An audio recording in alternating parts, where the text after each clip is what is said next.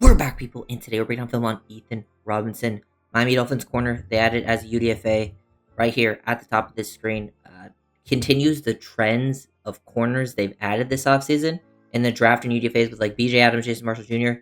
Continues the trend of like being a better competitive man-to-man corner. Definitely more comfortable as a press man guy.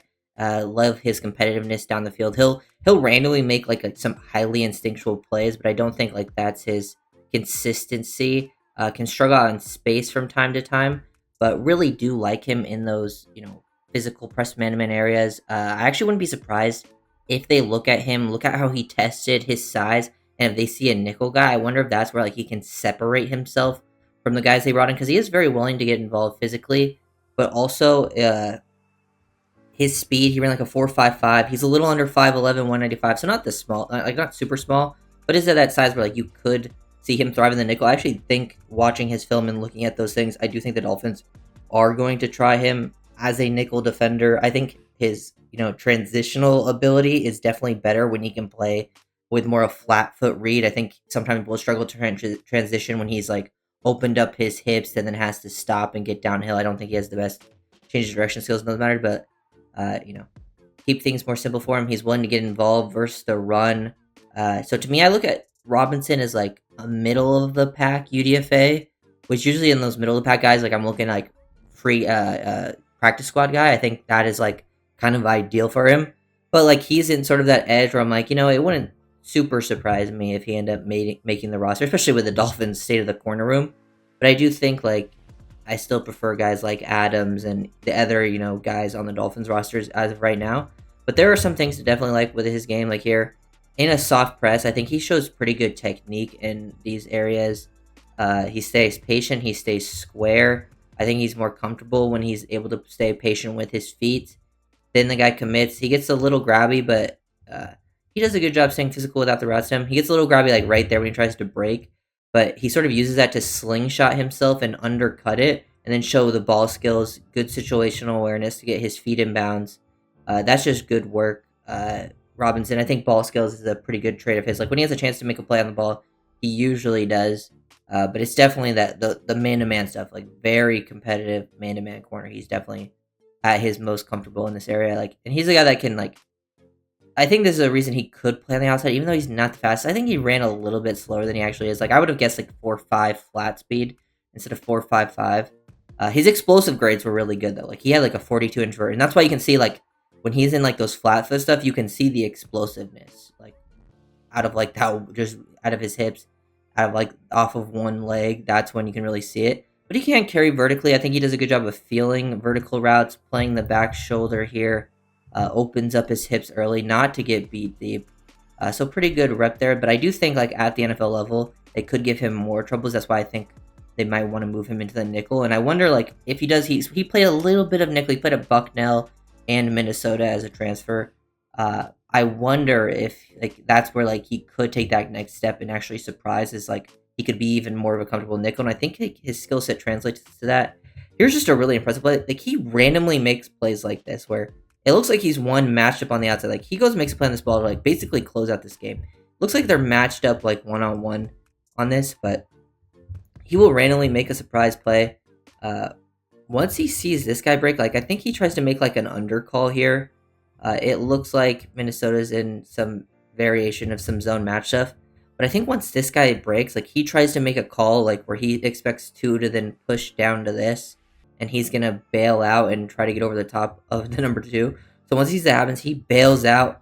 Center field turns and locates the football and goes up. You can see the vertical explosiveness, the ball skills, and then to make a play on that ball, just a super impressive. He has another play that's kind of similar to this, where he like center field turns out of a guy against Michigan, where he gets interception. It's actually kind of crazy because I don't think he plays with like some insane instincts often, especially when he's like in zone down the field. I don't think that's like his comfortability, but he will randomly like. There's a few plays where he just like randomly makes like a super all-star highlight reel stuff, and I wonder if this would be even more comfortable in the nickel, where you are working multiple route combinations often, because you are in the middle of the field and you will be stuck between two to three. Well, on the outside, sometimes it happens, but more often than not, you do will get isolated. So he just like spins out of that center field turn, locate, make a insane play on the ball there from Robinson. Then we got him here, bottom of the screen, another rep, playing press man. Love the physicality, the adjustment, just being physical and competitive. It just seems like this is where the Dolphins want to go from a corner perspective. I still think I prefer BJ Adams here.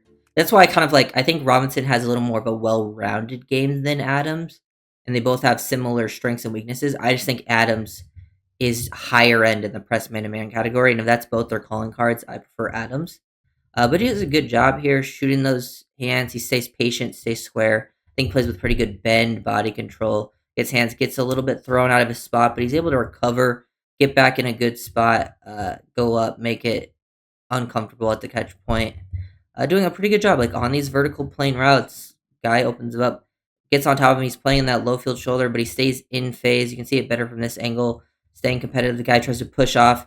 He stays in close and then times it perfectly. He sees those hands go up, swipe down through the hands, knock that ball out. That's just good comfortability too, because sometimes when you're in this position right here, you're not going to always be able to turn and locate the ball. He actually does a good job, like understanding like where he is. It's probably smarter to just play through the hands anyways, and he doesn't panic, which I think is a big thing for him. I think the only thing is like I wish for his size he was more like fluid and like had more flexibility and transitional ability down the field. That would have really elevated his game and I think got him drafted.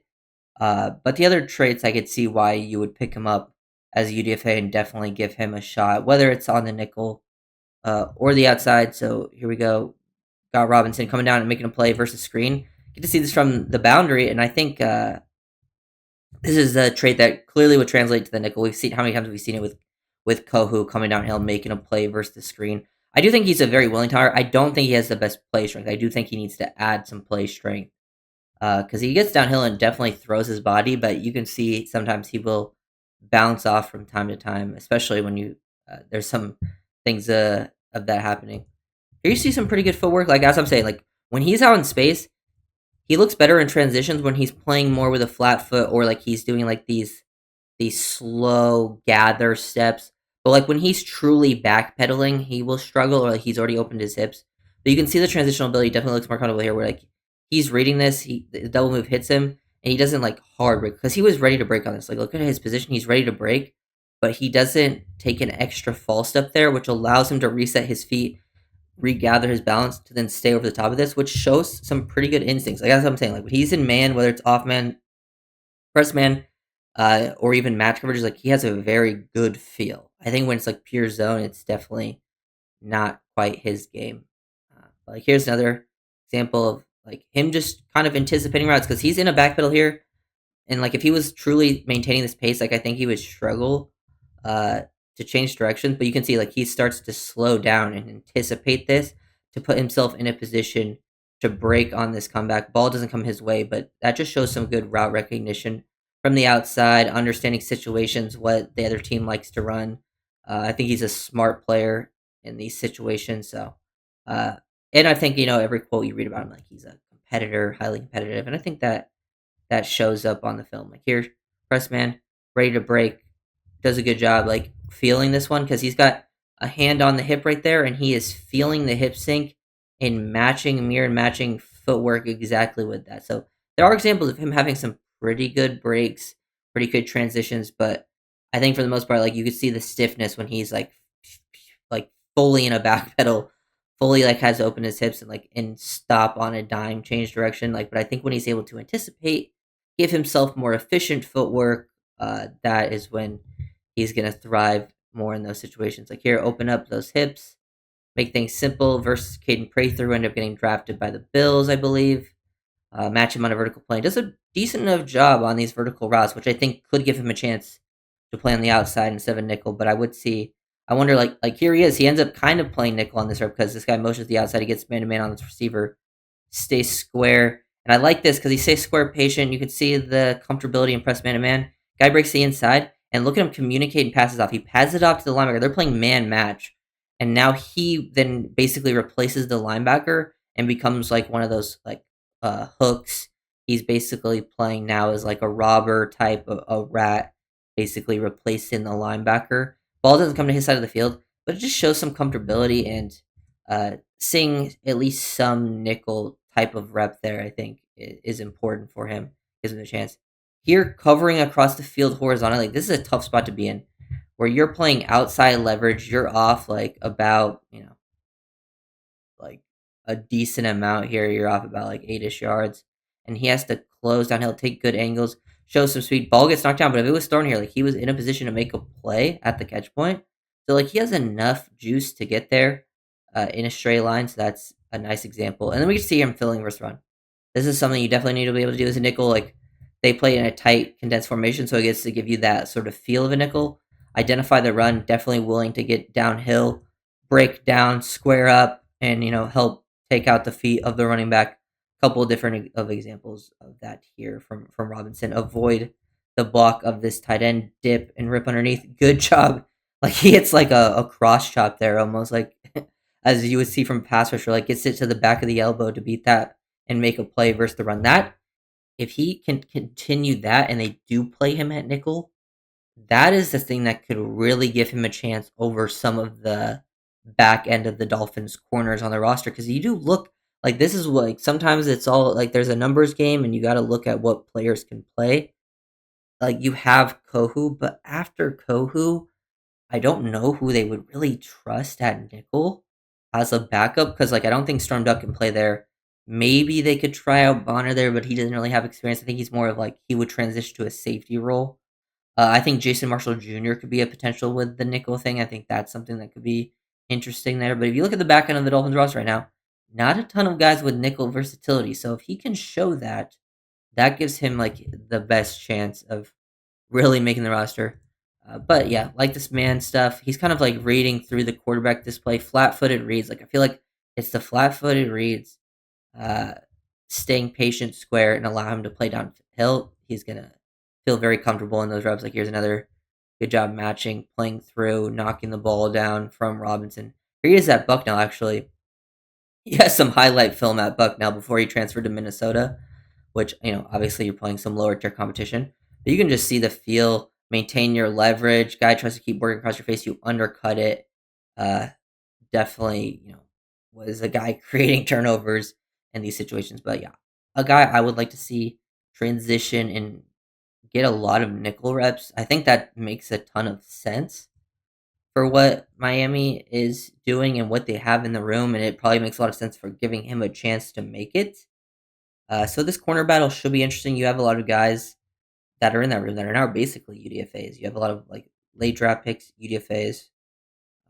You still have Cam Smith in that room, who I didn't mention earlier, but I guess he could potentially play some nickel because he play a little bit of nickel at South Carolina, so that would be interesting. But you do kind of need someone to play as a backup nickel defender. So if you go to the room, like, come in, let's go.